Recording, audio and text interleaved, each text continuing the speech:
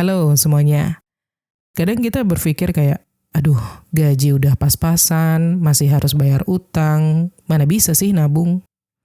Kayak yang dialamin sama salah satu di antara kalian nih, yang komen di beberapa video sebelumnya. Tapi percaya deh, di tengah kondisi yang serba mepet, masih ada kok celah buat mulai nabung. Kuncinya bukan di seberapa besar uang kita, tapi seberapa cerdas kita mengaturnya. Nah, di episode kali ini kita bakal ngobrolin ya tentang cara untuk tetap bisa menabung meskipun masih punya utang. Oke, tips yang pertama adalah bedakan dulu utang produktif dan utang konsumtif.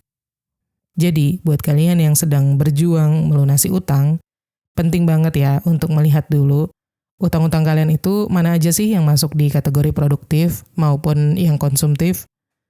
Utang produktif itu kan yang ujung-ujungnya bisa menambah penghasilan. Misalnya, kalian ambil cicilan motor buat kerja, ojek online, atau kurir, atau modal buat dagang kecil-kecilan gitu. Nah, itu masih bisa dibilang produktif karena ada potensi balik modal. Tapi, kalau utangnya itu untuk gaya hidup, kayak beli handphone mahal, pakai paylater, biar kelihatan keren, biar kelihatan update, atau ngutang buat nongkrong-nongkrong yang fancy, nah, itu namanya utang konsumtif. Nggak menambah pemasukan sama sekali, malah jadi beban bulanan. Bukan berarti kita harus menyalahkan diri sendiri ya. Banyak dari kita yang ngutang karena memang terdesak atau kurang informasi. Tapi dari sekarang, yuk kita coba untuk mulai membedakan mana utang yang perlu dipertahankan sementara dan mana yang harus diprioritaskan untuk dilunasi duluan. Ini penting karena utang konsumtif itu biasanya bikin kita muter-muter di situ-situ aja. Niatnya mau menabung, tapi terus bocor di cicilan-cicilan yang nggak memberi nilai balik. Next, tips yang kedua, bikin daftar utang yang lengkap. Ini sebenarnya langkah yang paling dasar, tapi justru sering dilewatkan sama banyak orang. Catat semua utang secara detail. Serius, semuanya tanpa terkecuali. Berapa jumlah total utangnya, berapa cicilan per bulan, bunganya berapa persen, terus juga jatuh temponya kapan. Bahkan utang-utang ke teman ataupun keluarga itu juga masukin semuanya, biar kita nggak kelupaan ataupun nunda-nunda bayarnya. Nanti dengan catatan yang jelas, kita bakal jadi tahu utang mana sih yang paling mendesak, mana yang bunganya besar, dan mana yang masih bisa dinego atau dicicil sedikit-sedikit. Dan yang paling penting adalah kita jadi tahu masih ada sisa berapa sih dari penghasilan bulanan kita setelah membayar cicilan gitu. Nah, dari sisa itu kita bisa mulai atur strategi untuk menabung. Kadang kita ngerasa nggak mungkin bisa nabung karena semuanya kelihatan kayak kacau gitu ya. Tapi setelah dicatat, ternyata masih bisa nyisihin 20.000 seminggu. Dari situ baru mulai muncul harapan. Next, tips yang ketiga. Terapkan strategi 80-10-10 atau 70-20-10. Mungkin kalian udah pernah dengar strategi budgeting yang namanya 80-10-10 atau 70-20-10 ya. Tapi mungkin kalian mikir kayak, ya gaji gue aja ngepas, gimana caranya? Nah justru ini relevan banget buat yang masih punya utang. Misalnya pakai pola 70% untuk kebutuhan harian, termasuk cicilan gitu ya. Lalu 20% untuk bayar utang tambahan biar cepat lunas, dan 10% disisihkan untuk tabungan kecil. Serius, walaupun cuma 10.000 per minggu, itu tetap tabungan. Kenapa harus tetap nyisihin buat tabungan? Karena hidup itu kan nggak bisa kita prediksi ke depannya. Kalau kita all in buat bayar utang tapi nggak punya cadangan sama sekali, ketika ada hal-hal nggak terduga kayak sakit, motor rusak, atau kena PHK, kita bakal ngutang lagi. Terus begitu aja siklusnya. Tabungan kecil itu kayak air minum di tengah maraton. Memang nggak bikin kita kenyang, tapi menyelamatkan kita di tengah jalan. Lanjut, tips yang keempat. Prioritaskan utang yang berbunga tinggi. Oke, sekarang katakanlah misalnya kalian punya beberapa utang gitu ya. Ada yang ke saudara, ada yang cicilan motor, ada yang pinjol, ada paylater juga. Pertanyaannya, mana dulu yang harus dilunasi? Nah, jawabannya utang dengan bunga yang paling tinggi. Karena Bunga itu kayak bocoran air keran gitu. Semakin lama dibiarkan, makin banyak air alias uang yang terbuang. Utang yang berbunga tinggi, kayak pinjol, kayak kartu kredit, pay letter, itu biasanya bikin kita terjebak dalam pembayaran minimum yang nggak pernah selesai-selesai. Jadi lebih baik prioritaskan untuk lunasi utang jenis itu dulu. Sambil itu tetap sisihkan sedikit-sedikit ya untuk tabungan darurat. Buat jaga-jaga aja biar nggak balik utang lagi nanti. Dengan cara ini, kita nggak cuma fokus ke melunasi utang, tapi juga pelan-pelan membangun safety net untuk diri kita sendiri. Supaya ke depannya, kita nggak cuma bebas dari utang aja, tapi juga punya fondasi keuangan yang lebih stabil. Next, tips yang kelima, ubah pola pikir. Menabung bukan sisa, tapi prioritas. Banyak dari kita yang masih punya mindset kayak, nabung itu nanti kalau ada sisa. Padahal ya, jujur aja, sisa itu seringnya nggak ada. Karena kalau uang itu udah di tangan, biasanya nih kita cenderung ngikutin pola belanja dan bayar ini itu tanpa sadar, tahu-tahu ludes. Dan akhirnya kita bilang, ya belum bisa nabung bulan ini. Nah, coba deh ubah urutannya. Bukan bayar ini itu dulu, baru nabung, tapi nabung dulu, sisanya baru buat yang lain. Ini bukan tentang jumlahnya besar atau kecil, tapi tentang kebiasaan dan pola pikir kita. Contoh, kalian sisihin 10.000 aja setiap hari. Itu udah 300.000 sebulan. Kalau nunggu ada sisa, belum tentu kalian dapat angka segitu. Ingat, menabung itu bukan soal mampu atau enggak ya, tapi soal mau atau enggak. Karena orang yang gajinya gede pun nggak bakal bisa punya tabungan kalau nggak dibiasakan. Next, tips yang keenam, pisahkan rekening tabungan. Oke, misalnya kalian udah mulai sisihin uang setiap minggu gitu ya. Tapi kok kayak cepet banget hilang lagi? Nah, itu bisa jadi karena uang tabungan kalian masih nyatu sama rekening utama. Jadi ketika kalian buka mobile banking, terus lihat saldonya masih aman dalam tanda kutip, kalian mikir kayak, beli es kopi susu dulu deh, kan masih ada duit. Padahal itu duit tabungan kalian. Nah, solusinya adalah pisahkan rekening. Beneran deh, ini simple tapi ngaruh banget. Dan udah sering juga ya kita bahas tips yang satu ini. Bikin satu rekening khusus tabungan. Sebisa mungkin jangan bikin kartu ATM-nya, jangan connect ke e-wallet atau dompet digital, dan jangan gampang dicek-cek setiap hari.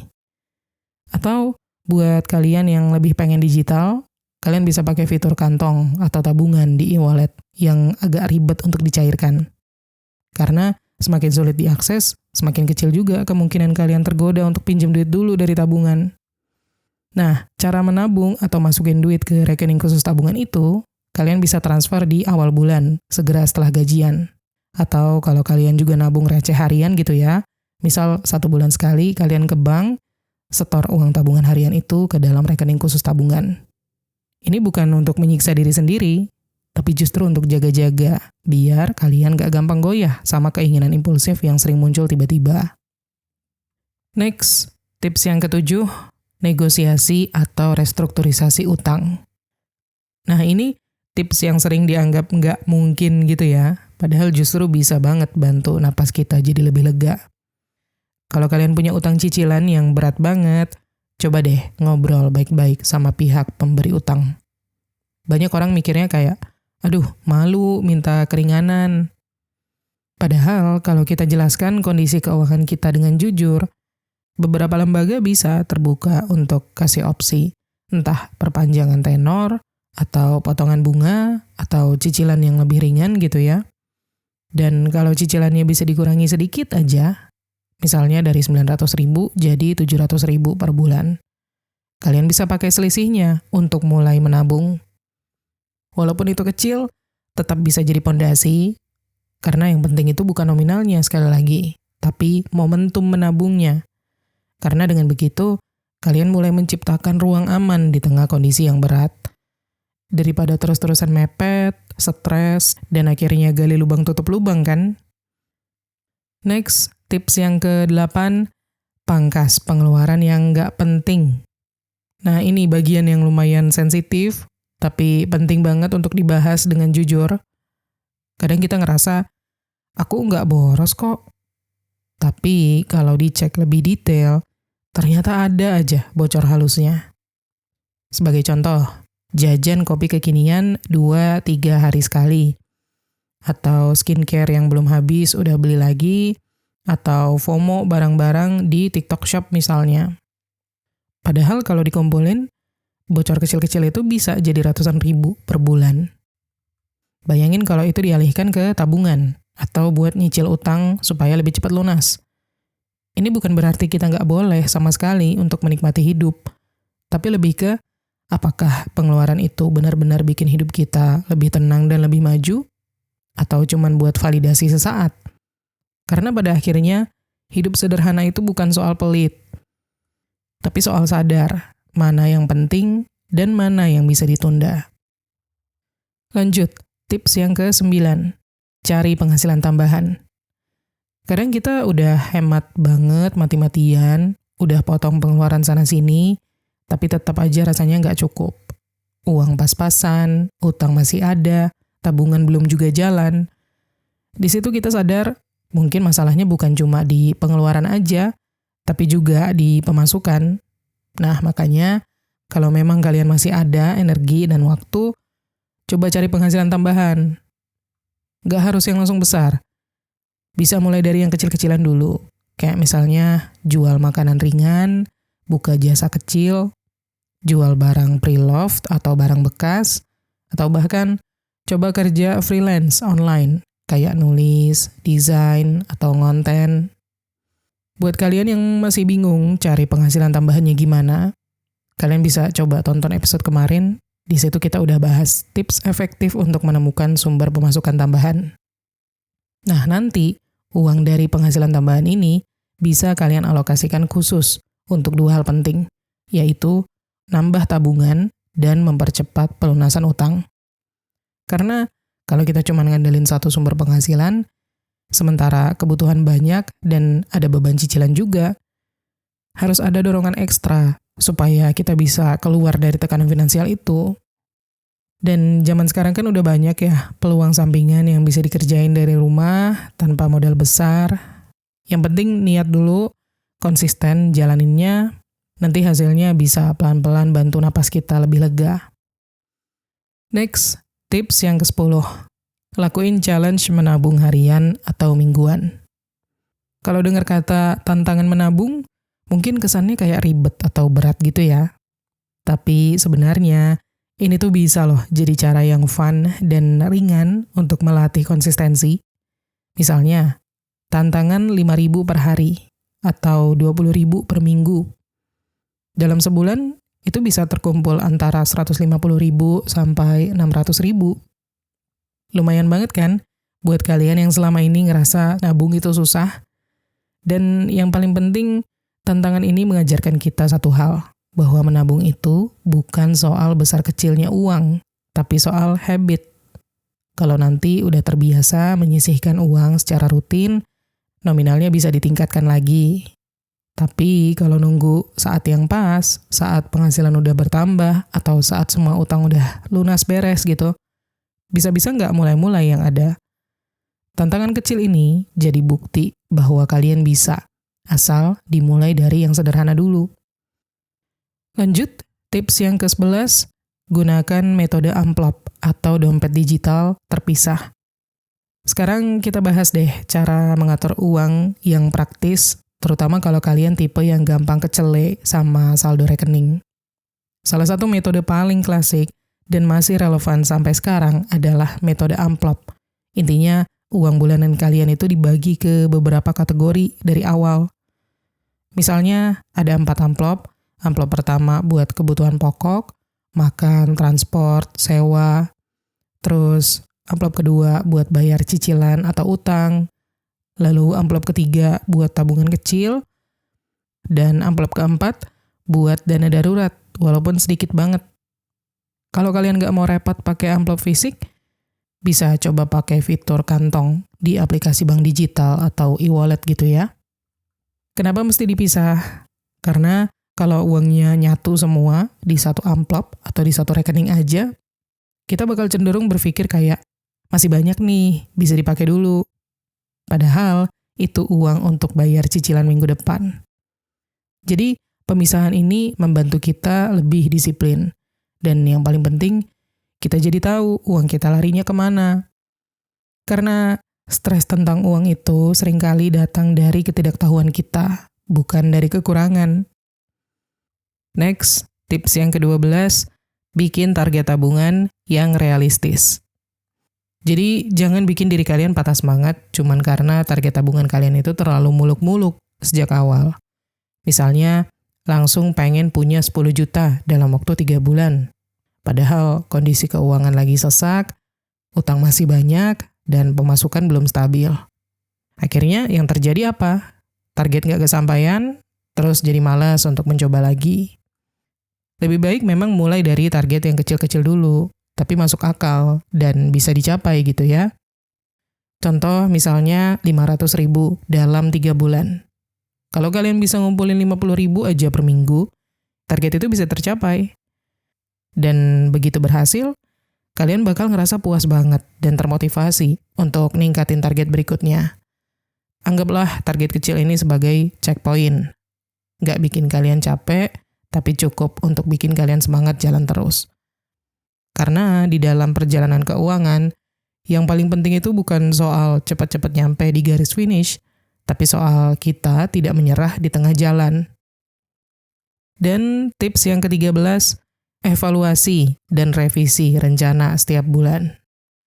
Jangan lupa untuk cek ulang perjalanan keuangan kalian setiap bulan. Nggak harus ribet, cukup luangin waktu mungkin 10-15 menit gitu di akhir bulan untuk melihat uangku bulan ini habis kemana aja ya. Dari situ kita bisa tahu apakah rencana nabungnya jalan atau malah bocor. Apakah ada pengeluaran yang nggak penting tapi terjadi berulang, atau justru ada kebiasaan bagus yang mulai terbentuk dan bisa dilanjutkan. Dan kalau ternyata gagal menabung bulan ini, jangan langsung salahin diri sendiri. Cukup tanya aja, kenapa sih gagal? Terus, bikin strategi kecil biar bulan depan bisa lebih baik. Evaluasi ini penting banget karena keuangan kita itu kan dinamis ya. Kadang pemasukan naik, kadang pengeluaran ekstra muncul.